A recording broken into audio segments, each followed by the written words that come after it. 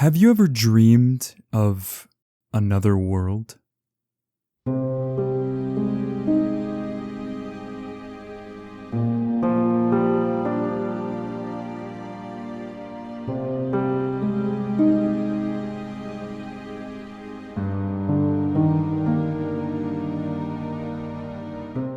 Recently, I came across this genre of YouTube videos of several hour-long compilations of peaceful and thought-provoking music. It's the type of music you could lose yourself in, falling into an endless slumber. But these videos weren't just about the music. There was one thing connecting all of them. They all depicted a medieval knight. Whether the knight is simply overlooking a vast landscape, or slowly dying alone in a bloodied battlefield, they all have such a peaceful tone. And despite them just being videos you'd play in the background while studying or sleeping, the feeling they give me can't be understated.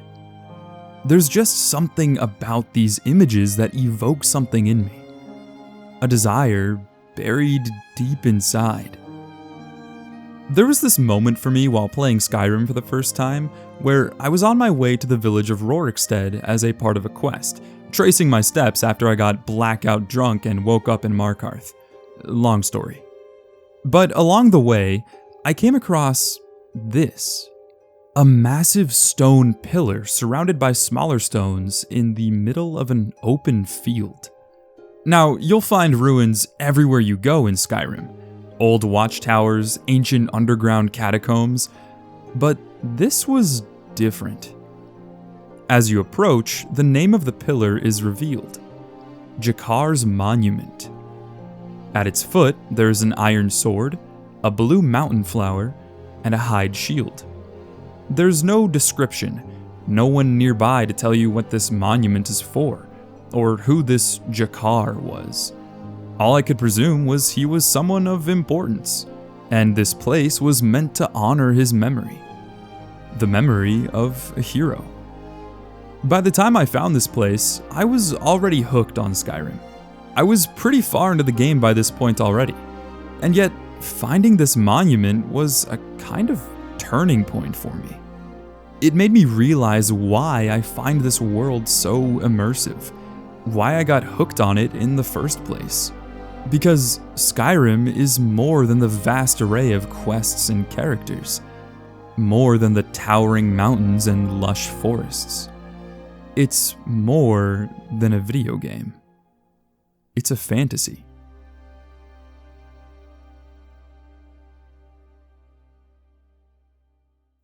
But what exactly is fantasy, and where did it begin? The fantasy genre is a staple for every kind of media. I mean, just one mention of the word and already you begin envisioning elves and dwarves and swords and magic. I instantly think of works like The Lord of the Rings or A Song of Ice and Fire. And perhaps most important to this video, Dungeons and Dragons. This is because while the genre was born from books and revolutionized by film, there's just something special about fantasy when it comes to games. Skyrim, Zelda, Dark Souls, games can take fantasy and make it more than just a story. It becomes an experience. Something you can truly become a part of. But every great story has a beginning, and this one began within the mind of the father of modern fantasy himself. If fantasy fiction was just a budding seed before J.R.R. Tolkien, then The Hobbit was the growth spurt into a beautiful garden. A whole new world of fantasy had been created by his whole new world of Middle-earth. Of course, there certainly were fantasy writers before Tolkien. Authors like E.R. Edison and George MacDonald were renowned for their early depictions of the genre, like Edison's Worm Ouroboros, which predated The Hobbit by over a decade. It had many familiar themes like a heroic quest during a great war and an immortal evil king as the antagonist. But more integral to what this genre was than anything else was its setting. An alternate world. An entirely new place that was familiar, but different from our own. And this was at the heart of Tolkien's work. It began with The Hobbit, but took on a whole new identity with The Lord of the Rings, and of course, the Silmarillion. He took these stories and folktales of Beowulf and King Arthur and Sir Gawain, stories set in our reality, and created his own reality. He created a fantasy world. And so, of course, with Tolkien's explosion of success, the fantasy genre was in full swing, and it didn't take long for it to leave the page and find itself in game form. Dungeons & Dragons was first released in 1974, created by Gary Gygax and Dave Arneson, and while it wasn't the first game of its kind, to much of the world, it was. D&D was the first commercially available tabletop RPG, and much like Tolkien's work, it popularized this kind of game. A game that lets you choose how you want to play, that gives you the freedom to write your own story. It's no wonder D&D quickly became the template for many video games to come. I mean, literally just a year later in 1975, what is assumed to be the first ever fantasy RPG was made by Ray Wood and Gary Wisenhunt, simply titled D&D, being just a computer version of the tabletop game. And although it wasn't commercially available like the real D&D, it was still popular enough for its influence to take hold on the future of gaming. Things like bosses and non-linear progression stem from this small, experimental computer game. Games during this time were still infantile. For reference, Pong came out just 3 years earlier in 1972. The arcade industry was only just beginning, and the computer gaming scene hadn't even started yet, as personal computers wouldn't be mass-marketed until the late 70s. But despite this, fantasy games were already being made. D&D, the computer version, was likely the first ever fantasy video game, and it holds that title with pride. Gaming is about agency, freedom, to get lost in and become a part of another world. And this was D&D's focus, Tolkien's focus. And that philosophy would become deeply rooted in what video games even are. Jakar's monument wouldn't have been nearly as impactful for me if I had simply read about it on a page or watched it be discovered on screen. But because I came across it myself, because I was the one to discover it, it left a lasting impression on me. This seemingly unimportant part of the world became important. This is the power of video games, and so fantasy is a perfect fit. But while this garden Tolkien raised was undeniably beautiful, as gaming took over, it would grow far beyond the bounds of just a small garden. Today, fantasy has become this rich and diverse forest, full of all kinds of life and ecosystems. And this is most clearly seen in its many subgenres. But this is where things start to get a little complex. There are dozens of these subgenres, some incredibly niche, and some that are very broad. Because of this, there is a lot of overlap. So to try and keep things simple, I'll break it down into what I find to be the two most common subgenres, at least as seen in games. High fantasy is by far the primary form of fantasy. This is of course what Lord of the Rings belongs to, and is mainly defined by its setting of an alternate world, and its heavy use of magical elements. Magical creatures, wizards, heroes, and prophecies, these are all regularities in these worlds. For games, high fantasy can offer all kinds of interesting gameplay elements like in-depth magic systems. Baldur's Gate 3 being set in the world of D&D and playing almost exactly like the tabletop game, has all kinds of spells and cantrips that nearly anyone can learn. My rogue character, which is far more stealth and melee focused, can still learn spells and cantrips because magic is simply that prevalent in this world. And while high fantasy doesn't always have to strictly adhere to common tropes, it does also tend to be a bit more optimistic and bright. Zelda is maybe the most clear example of this, a hero of legend destined to defeat evil and save the princess. It is a fairy tale, and that is at the heart of high fantasy. Whether through story or simply a magical and beautiful world, it is the kind of fantasy we truly wish to escape to. This is why most fantasy games tend to lean more into this style. Truly whimsical and magical worlds, completely independent of our own, are the ones we can most easily find comfort in. Dark fantasy is not comfortable. This is a setting of pain, of sadness. It takes the bright and beautiful optimism of high fantasy and reveals a dark and tragic side to it. The clearest examples of these are, of course, From Software's Souls series. These worlds are broken, full of hardship and death. This is easily my favorite form of fantasy, and not just because I have a taste for tragedy, but because video games can add so many more layers to the dark fantasy experience. The world of Dark Souls is relentless, depressing, and this is of course reflected in its gameplay as well.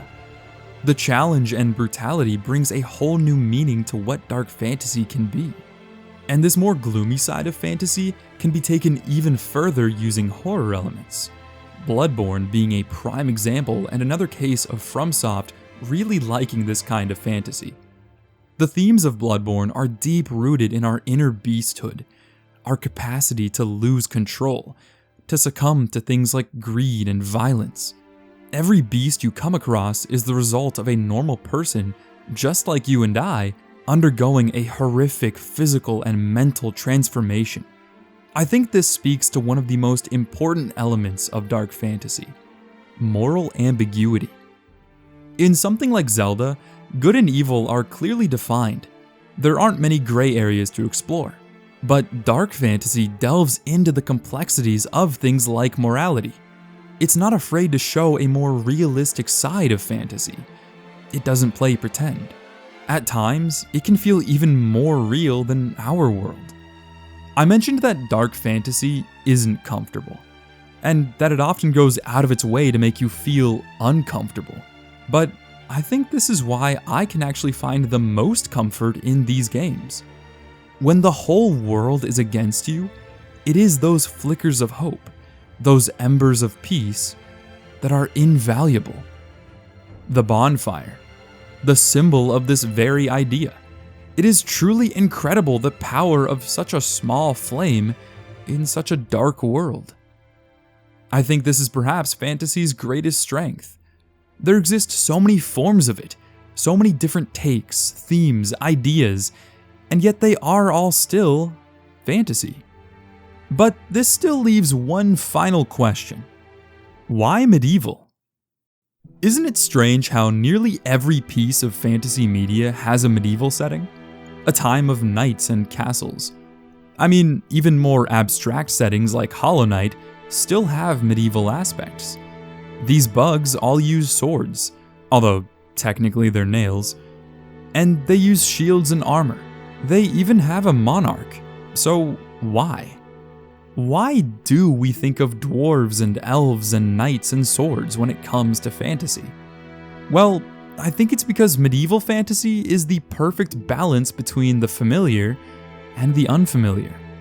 A medieval setting certainly feels foreign, a time of the distant past so far removed from the troubles of today, and yet it still has this slight familiarity being a real part of our history.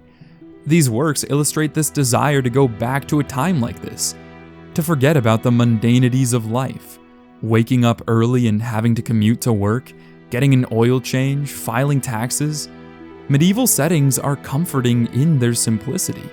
They make you want to be a part of a more freeing world, to be something more.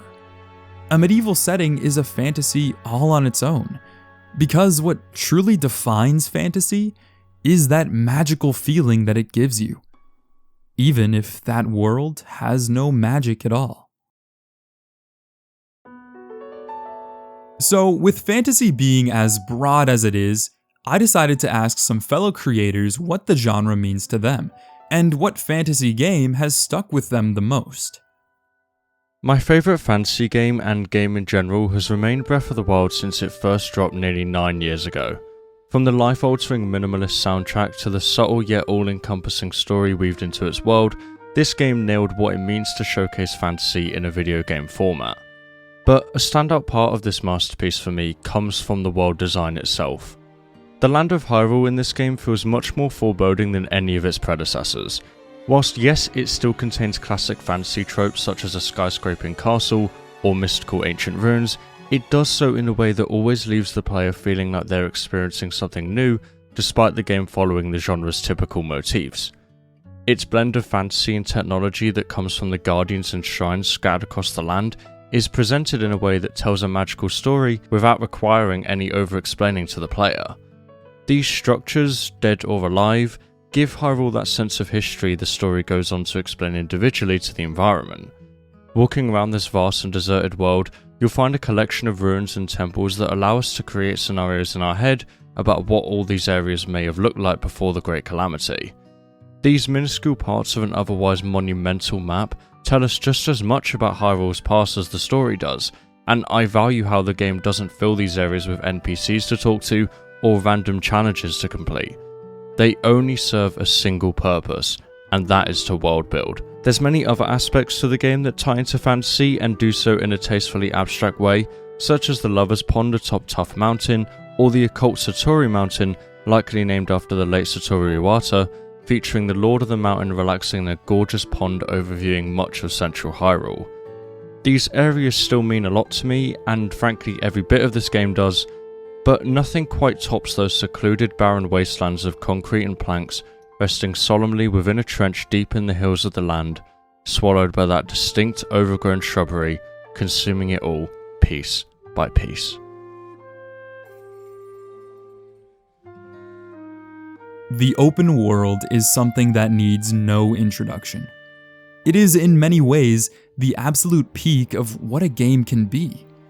To bring to life an entire world we can explore and get lost in, I think that's a big reason I was drawn to gaming as a child. It's a big reason gaming is as popular as it is, why we can get so deeply invested in them. And throughout the last 2 decades, the open world has become a staple of gaming, with many entries towering over the industry with both their sales and influence. Funnily enough, the first ever open world game is a bit older than you might think, although that all depends on how you define it. This is a bit of a trend with gaming, as trying to find the first of its kind can be a bit confusing, especially with genres that have more vague definitions. Ultima 1, the First Age of Darkness, released in 1981 for the Apple II, is often credited as the first open-world game, as it contained a large map that you could traverse freely without restrictions. But 2 years earlier, in 1979, Akalabeth, World of Doom, also released for the Apple II, and while it didn't have quite as much incentive to travel around its map as Ultima did, you could still go pretty much anywhere. Regardless of how you choose to define it, the idea of creating a vast game world where you can freely explore has been around pretty much since the start. And as the industry developed, the open world only became more, well, open. The first Zelda, released in 1986, was renowned for its emphasis on exploration, dropping you into this mysterious world and letting you go in whatever direction you want. From the moment the game begins, you're instantly faced with a choice: 3 different paths and a cave.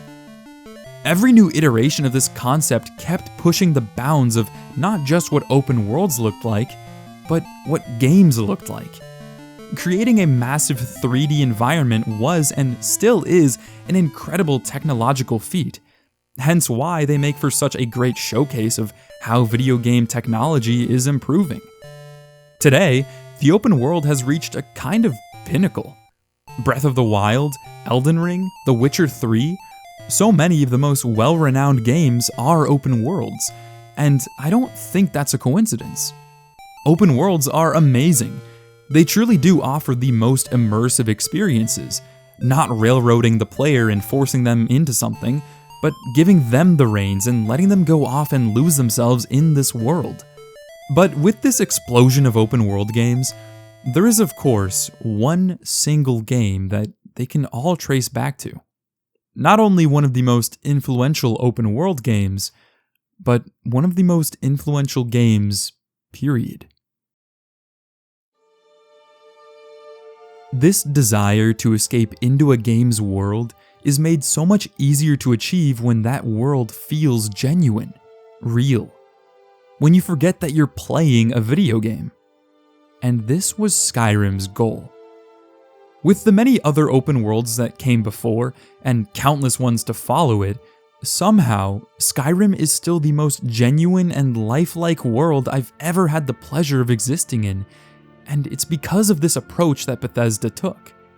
Every detail and mechanic of Skyrim was done with the idea in mind of creating the most realistic fantasy world ever portrayed in a video game. Items aren't just purely lines of text in an inventory screen, but actual tangible objects you can pick up and interact with in the world. Every room you enter, whether it be a house, cave, or dungeon, will have items to find all scattered about.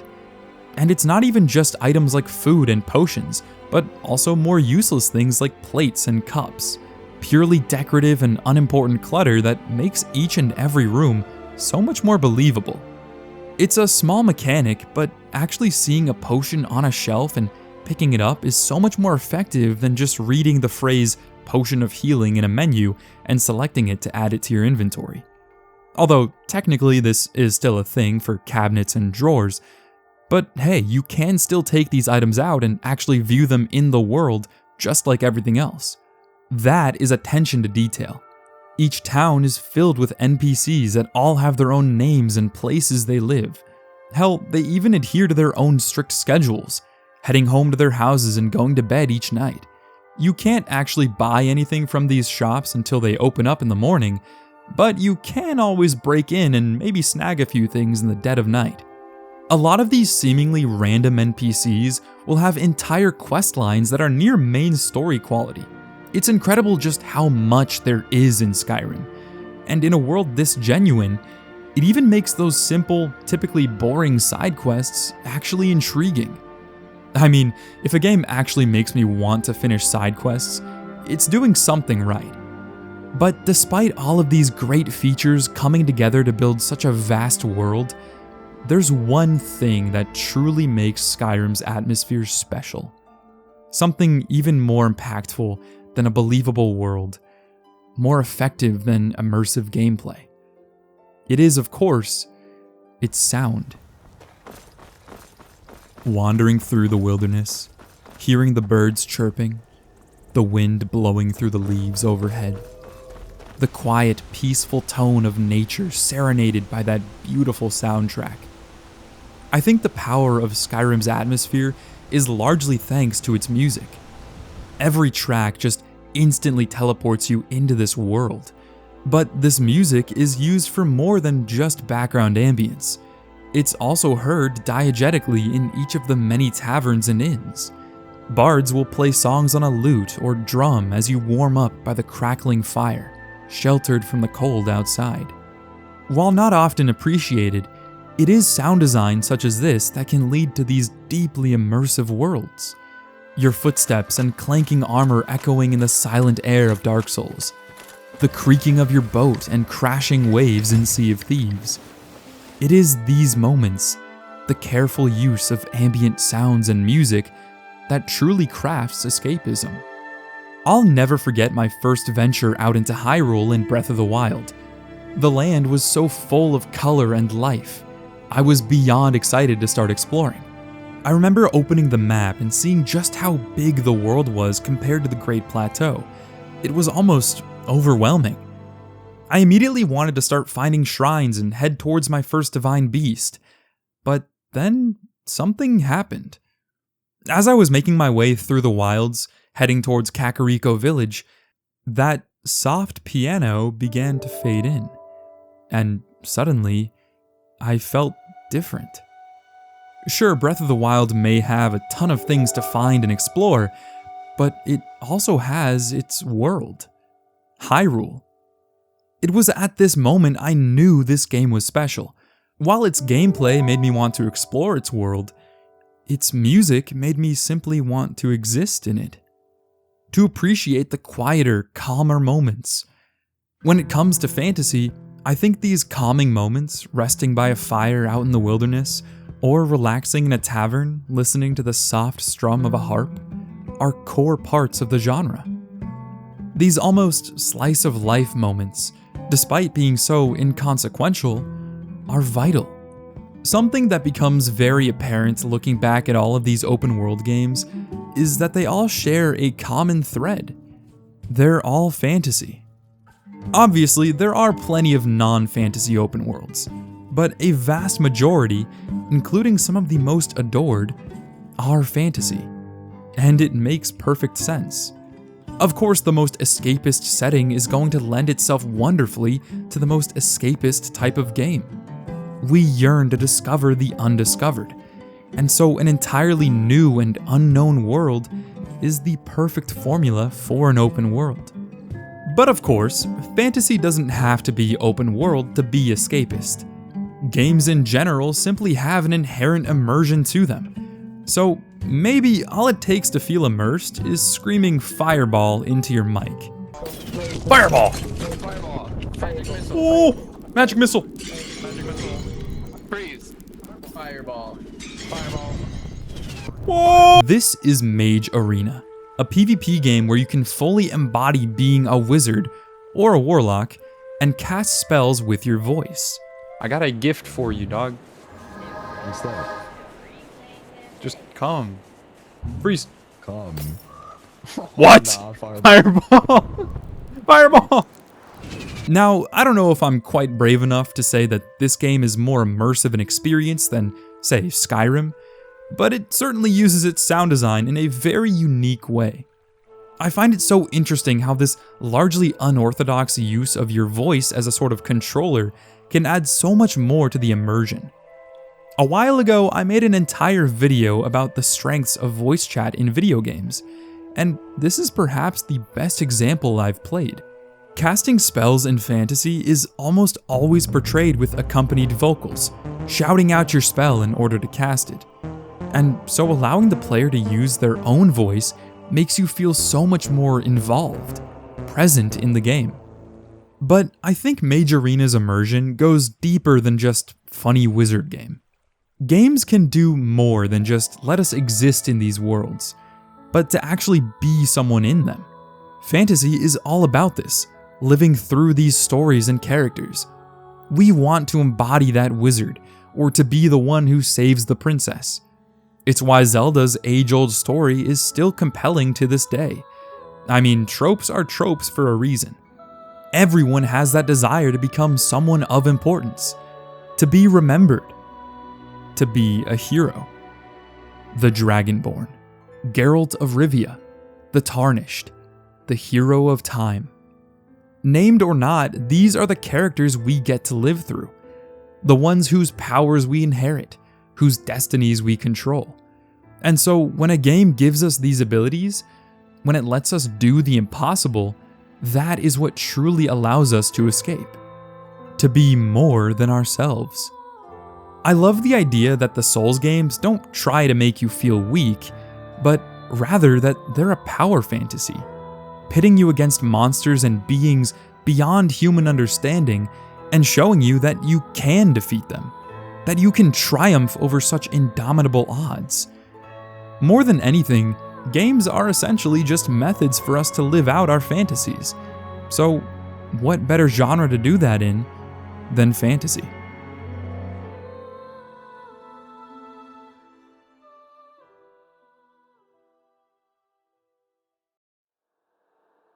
The best fantasy game I've ever played was Elden Ring. And while yes, it is a very easy choice, there's a very personal story behind why I picked it. Let's go back. Let's go all the way back to 2011. I was a kid. I was bored of the games I had, and I was looking online for more games to play. Now, at that time, I was extremely young and I didn't really know what most games were like. Back in the day, all you had to judge a game by was its cover. So when I saw the cover for Mortal Kombat 9, I was awestruck. The vibe looked so cool. It was exactly what I was looking for. Like, okay, look at this picture. Look at the vibe. It's this like magic and kind of slightly mysterious thing. It looked wonderful. I saved money. I bought it, and then it was buns because it's a fighting game and I don't like fighting games. It didn't fulfill that fantasy I had of the game I wanted to play. That was a punch in the gut for me, honestly. I saved money, I was so excited to buy it, and then it was nothing like I expected it to be. As I grew up though, I kind of just forgot about that whole story up until I played Elden Ring back in 2023. Halfway into my very first playthrough, I realized this is what I wanted as a child, right? It had the magic and the mystery and the intrigue and the cool fucking spells and shit. It had everything I looked for in Mortal Kombat 9, and dare I say, even more. Honestly, Elden Ring was a very easy choice, but that doesn't mean that it's a basic one. The game is incredible. It would be shocking if none of us chose Elden Ring. The sheer depth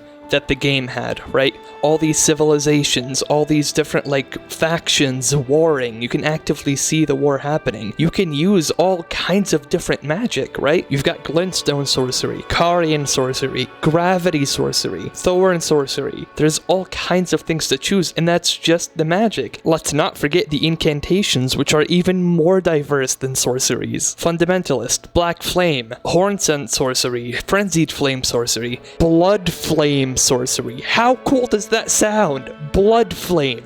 There is so much to this game. There's so much magic. There's so much life in this world. This game fulfilled my childhood fantasy of a really deep magic-based game. That's why I think it's the best fantasy game. Not just because of what it is, but what it did for me on a very personal level. In Skyrim, I started out really wanting to play stealthy, using daggers and maybe even trying out some illusion magic. I've always loved the idea of the rogue class, the thief, the sneaky glass cannon kind of build, and I figured Skyrim would be the perfect game for that playstyle. So naturally, I went in this direction, slowly leveling up my stealth stat and hoping I'd get a cool dagger to use at some point. But I leveled up more and more, and I would try completing quests as they would come my way, and I began to notice something. Time and time again, when I would be rewarded with some kind of weapon, it was always a sword. All of my specially named weapons with unique properties ended up being swords. As much as I wanted to use daggers, it's almost like the game was asking me to use a sword instead. Now, of course, Skyrim has plenty of special weapons that aren't swords, but still, something just kept drawing me to them.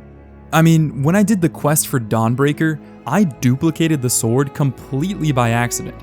Apparently, this is a fairly common occurrence, as I've found numerous people on Reddit asking the same question dozens of times, but regardless, it's as if the game wanted me to use swords so badly, it said, "Here, take 2 of them." This draw kept pulling me. So inevitably, despite Skyrim's arguably boring and shallow melee combat, I began using a sword. And with every swing spam, every mindless charge attack, it felt good. There's just something empowering about a sword, even in Skyrim. Something special. Now listen, I enjoy shooters just as much as the next guy. But when it comes to swords, they are something that has been ingrained into our cultural zeitgeist. Everywhere you look, swords are a core of both fantasy and just gaming in general. The Master Sword, the Buster Sword, the Crucible. Even Halo, a sci-fi military shooter, has the Energy Sword. Why? What is with this obsession with swords? In nearly every Zelda game, the Master Sword is always treated with such reverence. It's more than just a weapon. It's a symbol of power, honor, heroism. It goes hand in hand with the desire to embody a hero in a game. If you're gonna be Link, you're gonna need his weapon as well. But even then, you can't just start the game with the Master Sword already. To obtain an item of such importance, you gotta work for it. In Ocarina of Time, you don't get the Master Sword until around halfway through the game, after you complete the Child Link quest and enter the Temple of Time. In Breath of the Wild, you not only need to find and make your way through the Lost Woods, but need at least 13 hearts to actually pull it from the stone. Tears of the Kingdom similarly requires you to have at least 2 full stamina wheels. It's always treated as a kind of reward of some sort of task or challenge. You must prove your worth before wielding such a blade, something only a true hero can possess. Zelda, of course, has echoes of those old legends of King Arthur pulling the sword from the stone. The stories of the legendary Excalibur. Swords simply have always been symbols, just as much as weapons, both in those old folktales as well as real history.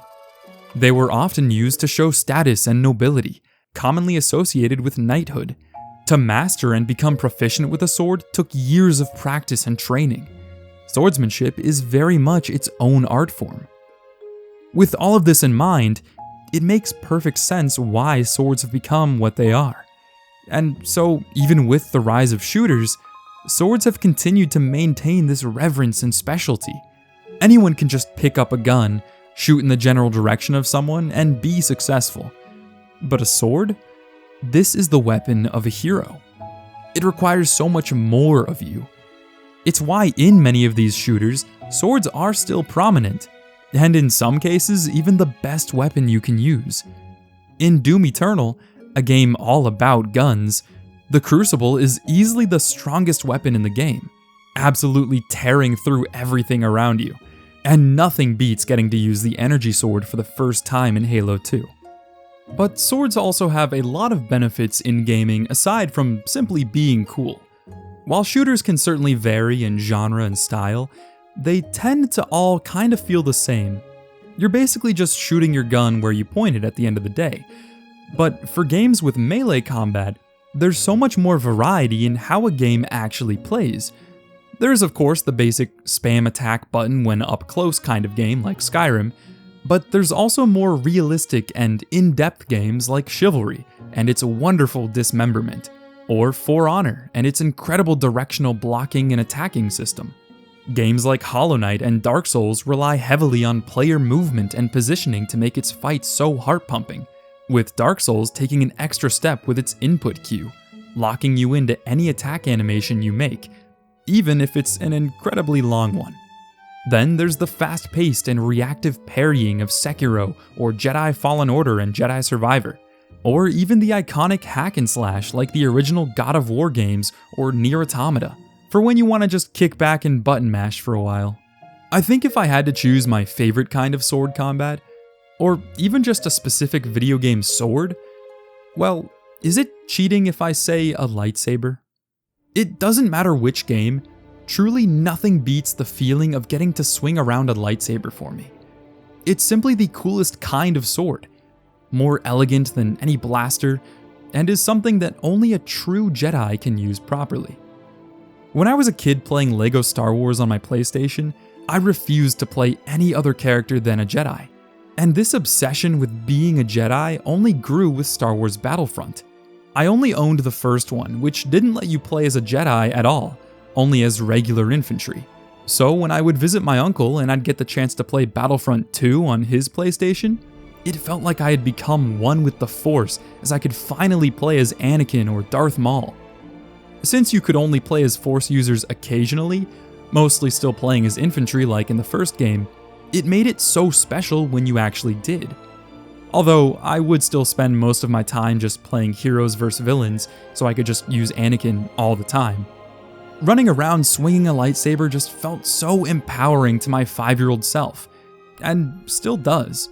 While I absolutely miss the golden age of Star Wars games, Jedi Fallen Order and Survivor are some of my favorite games I've ever played, and might just have the best feeling lightsaber combat in any game, especially with Survivor's different lightsaber stances.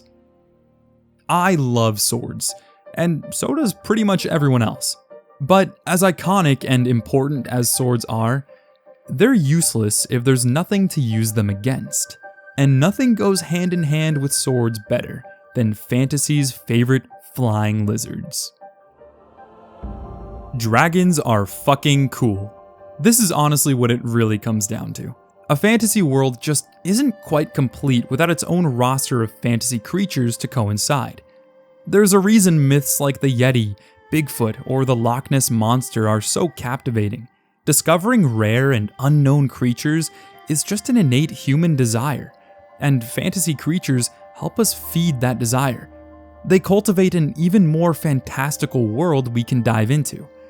Some of the best kinds of these creatures tend to follow that usual fantasy trend of trying to have that unknown and foreign element, but still being somewhat familiar. Of course, more abstract creatures like the Great Ones in Bloodborne, or really any kind of Lovecraftian monster, are absolutely effective. But there's a reason more realistic creatures have become so dominant and iconic. Lizards are something we've all seen and know exist. And thanks to dinosaurs, we know that they used to be pretty damn big. So take this very real kind of animal, give it some wings and let it breathe fire, and you've got a perfect formula for a believable, yet still fantastical creature. So evidently, dragons make for some of the coolest boss fights in existence. It just feels right to have this epic, grand face-off against a dragon.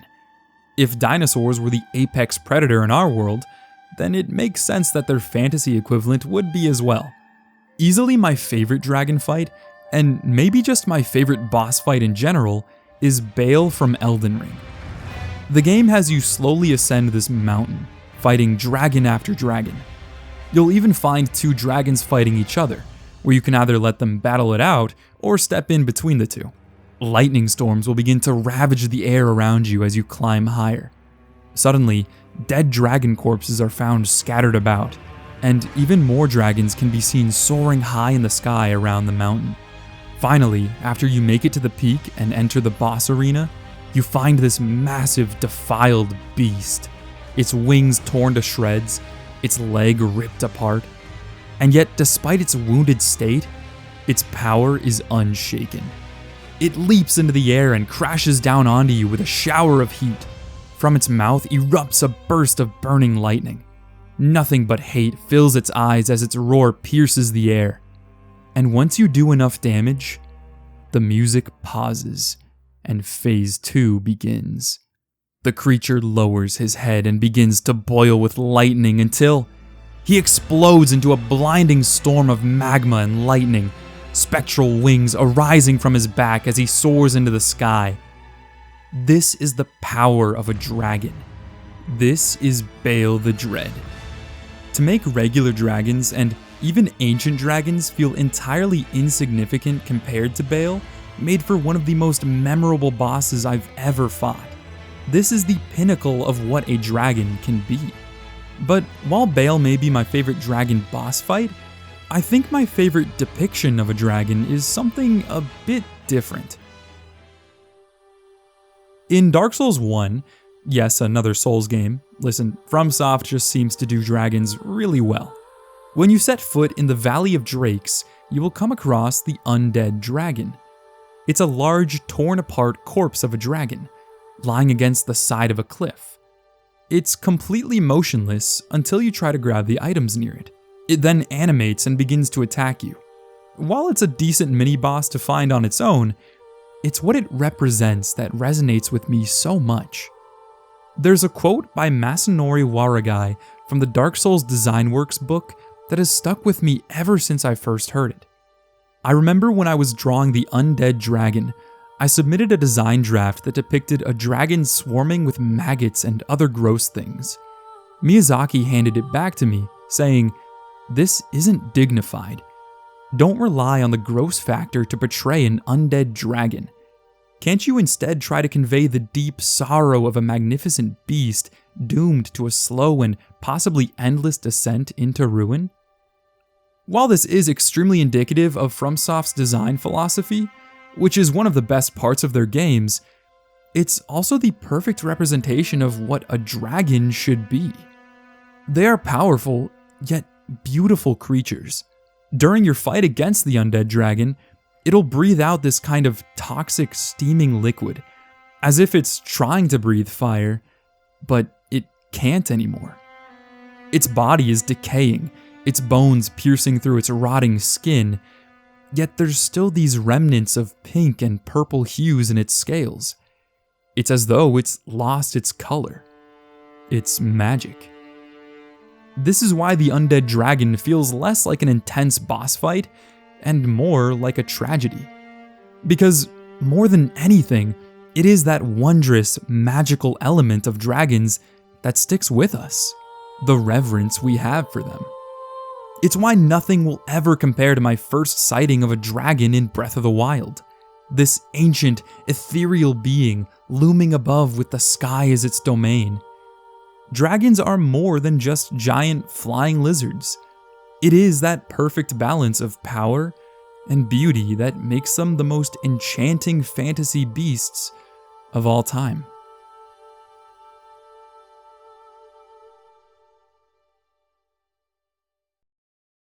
Fantasy is powerful. It is capable of transporting us to universes beyond our wildest dreams, and, as a result, instilling emotions in us that we don't often feel in our mundane, everyday lives. I've immersed myself in whimsical cultures, traversed impossible vistas, taken down imposing monsters, and met people I'll spend the rest of my life thinking about. For better or worse, fantasy is often used as an escape from the real world. Existing in these realms can leave such an impact on us that we yearn to stay in them. One fantasy game that recently left an impact on me ironically argues against this very notion. Clair Obscur Expedition 33 initially draws you in with an emotionally compelling, albeit typical premise for a fantasy RPG, only to completely subvert your expectations in its final act to deliver a message about love, grief, and the virtue of facing reality head-on. Without getting too deep into spoiler territory, I strongly believe that the narrative of Clair Obscur could only really work as a fantasy RPG, and it's one of the best the medium has to offer. Between its expertly refined combat system, lovable cast of characters, expansive and atmospheric locales, and gripping narrative, Clair Obscur is an experience I could never forget. It exists at a strange crossroads in my mind, where my desire to stay in its world forever clashes with my acknowledgement of the game's thesis, which I believe is a testament to the power of fantasy. When I was a kid, I wanted more than anything for these fantasy worlds to be real. My dreams of being a Jedi escaped the TV screen and evolved into me dressing up as Darth Vader and running around the house with my toy lightsabers. I would journey across the playground, pretending I was a member of the Fellowship, on a quest to bring the ring to Mount Doom. I was always incredibly creative, and I'd let my imagination run wild. But at the time, I didn't really have any outlet to let my creative muscles stretch. I was confined to just the movies I'd watch and the games I played. Until one fateful day.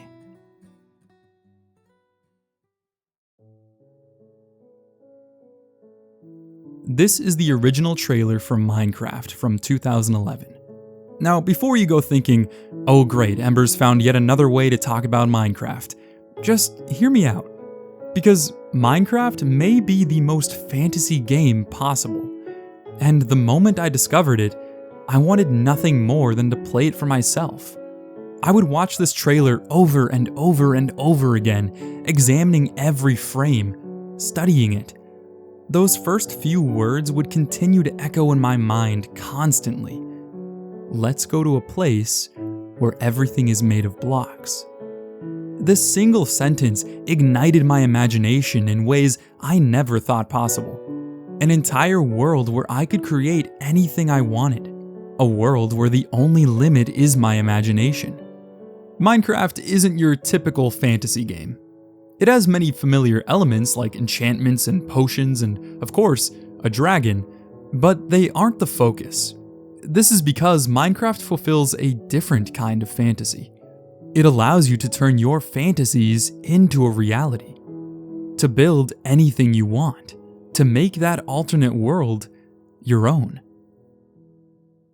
This was my creative outlet. I could finally go beyond just dreaming about a fantasy world, but create my very own. Sure, it was still just a game, but I had never experienced this level of freedom in a game before. I made my own rules. Despite the fantasy genre's incredibly broad reach, it's always defined by that little hint of magic. And Minecraft's creativity is its magic. More than the enchantments, more than the potions and monsters, It's for the very same reason Dungeons & Dragons became so popular. Truly, the best kind of fantasy is the one where you can create your own. I think this is why so many games allow you to build your own experience. Games that give you choices, that let you dictate the story in your own way. Games that allow self-expression like character customization or decorating your house. Games that give you the freedom to explore wherever you want, to choose your own path. Games that let you fill the shoes of the protagonist and insert yourself into the world. When games do these kinds of things, the experience feels more personal. It feels like you're embarking on your own personal journey, living in your own creation. Maybe this is the whole point of fantasy, to create something out of nothing. These stories, these worlds may not be real, and we may be forced to leave them as we turn off the game, but their meaning sticks with us. We can't stay in them forever, but we can create something that will last. Memories, experiences. Fantasy can help us learn, grow, to discover parts of ourselves we never even knew were there. I don't think I would have remained as creative as I am now if it wasn't for that outlet I had as a kid. If it wasn't for Minecraft. That is why these alternate worlds are so important. Because without fantasy, what even is reality?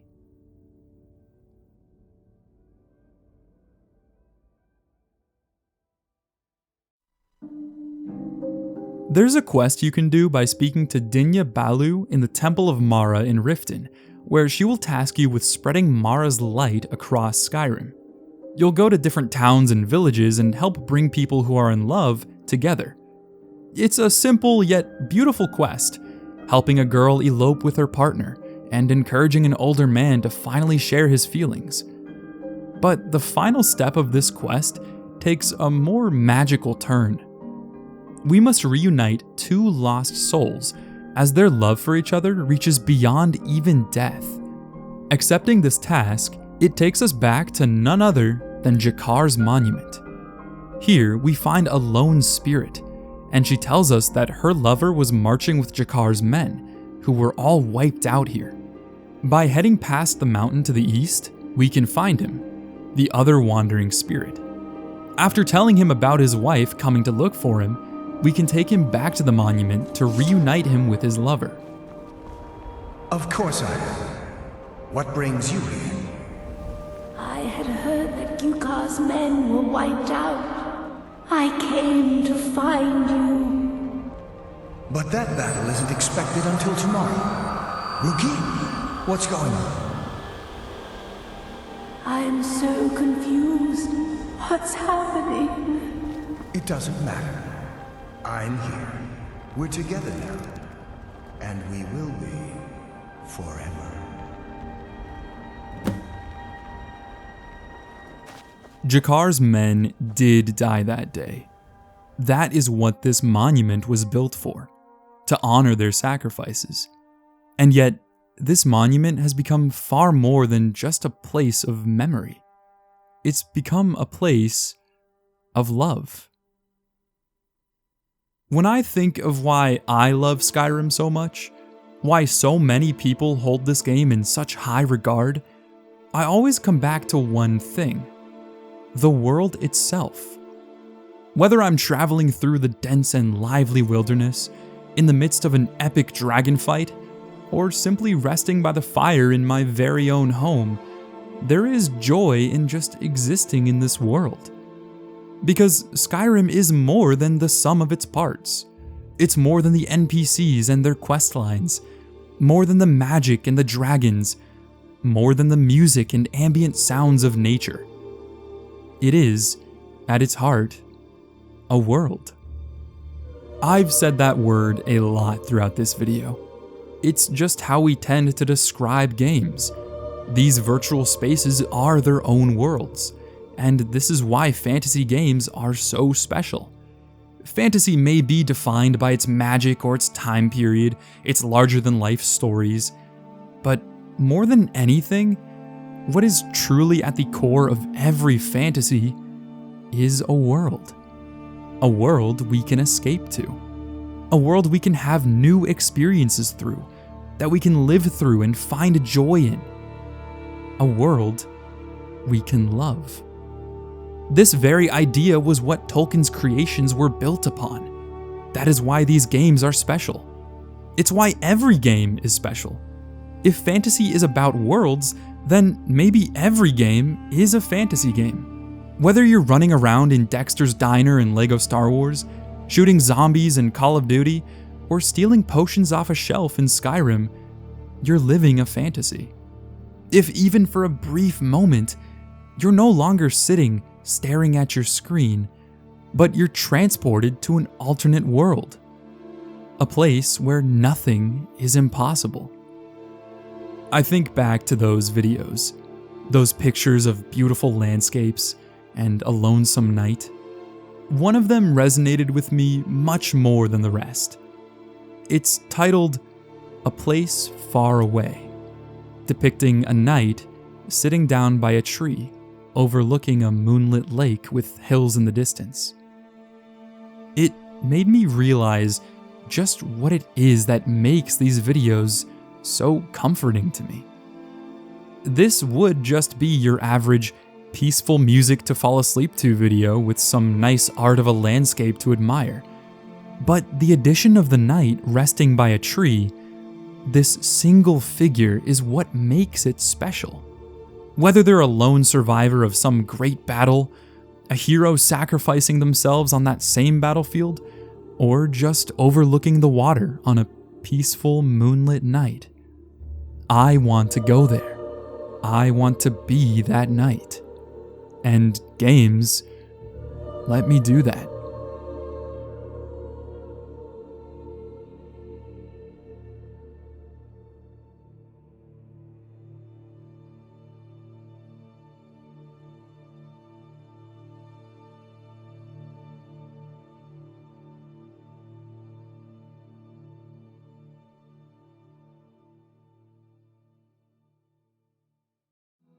Thanks for watching. This one was a lot of fun to make, so if you enjoyed, remember to leave a like and consider subscribing if you want to see more content like this. Also, please do go check out the other 3 creators who featured in this video. They all make amazing videos, so please go check them out. Links will be in the description. And a massive thank you to all of my Patreon members, with a special thank you to Panda Junkie. If you really like what I'm doing here and want to support the channel, then consider checking out my Patreon. There you can get access to some behind the scenes content, as well as my exclusive podcast only on my Patreon. Lastly, I have a Discord server, so if you want to join and become a part of the Ember community, then come check it out. Link will also be in the description. Well, I'm gonna get back to playing some Silksong, so again, thank you so much for watching, and as always, my name is Ember, and I'll see you next time.